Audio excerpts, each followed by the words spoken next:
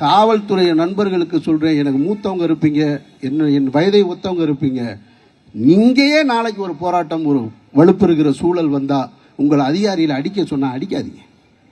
எதுக்கு அடிக்கிறீங்க? மாணவர்களை எதுக்கு அடிக்கிறீங்க?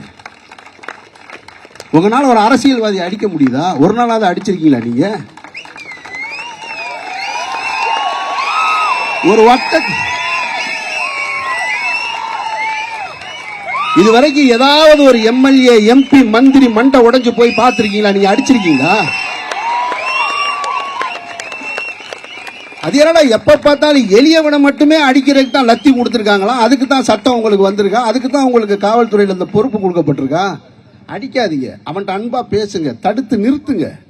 போராடு என்பது இந்த நாட்டில் ஜனநாயக உரிமை. அவனுக்கு அதை நீங்க கொடுக்கணும். அந்த உரிமை பாதுகாப்பு கொடுக்கணும். மத விழாக்கள் நடந்தால் பாதுகாப்பு கொடுக்குற, சாமி ஊர்வலம் போனா கொடுக்குற, சாதி ஊர்வலம் போனா கொடுக்குற, போராட்டம் நடத்துறவனுக்கு பாதுகாப்பு கொடுக்க வேண்டியது கடமை. அவனையே அடிக்கிற.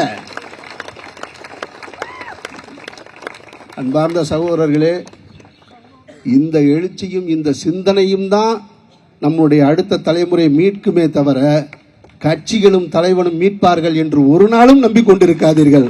அவங்க ஒரு நாளும் செய்ய மாட்டாங்க. நமக்கு நல்லா தெரியும்.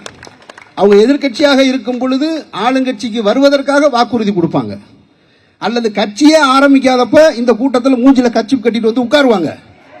ஆனா கட்சி ஆரம்பிச்ச உடனே அவங்க வரமாட்டாங்க. அவர்களை நீங்க புரிஞ்சுக்குங்க. நான் யாருக்கு எதிரி கிடையாது, நான் யாரையும் விமர்சனம் பண்றது கிடையாது. இன்றைக்கு இருக்கக்கூடிய தாவேக ஆட்சி ஜனநாயக ரீதியாக வரணும்னு சொல்லி ஆதரவு கொடுத்த முதல் குரல் என்னுடைய குரல். அவர் மைனாரிட்டி கவர்மெண்டா இருந்தாலும் 108 எம்எல்ஏக்களை பெற்றிருக்கிறார்கள். அதனால ஜனநாயக ரீதியாக அவங்கள தான் நீங்க ஆட்சி அமைக்கணும்னு சொன்னது நான். அந்த ஜனநாயகத்தை நாங்க காப்பாற்றுறோம். எங்களோட ஜனநாயகத்தை காப்பாற்ற நீங்க எங்களோட இருங்கன்னு தான் உங்ககிட்ட கேட்கிறோம். உடனே இதை விஜய்க்கு எதிராக திருப்பி விட்டாரு.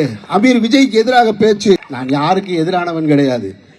அராஜகம் செய்கின்ற, அநீதி செய்கின்ற அரசுக்கு என்றைக்குமே எதிரானவன், மக்களுக்கு ஆதரவானவன். அந்த அடிப்படையில் தான் இந்த கூட்டத்தில் கலந்துருக்கு. வாழ்த்துக்கள். இதை நடத்தின அத்தனை சகோதரர்களுக்கும் ஜெய் பீம், அல்லாஹு அக்பர்.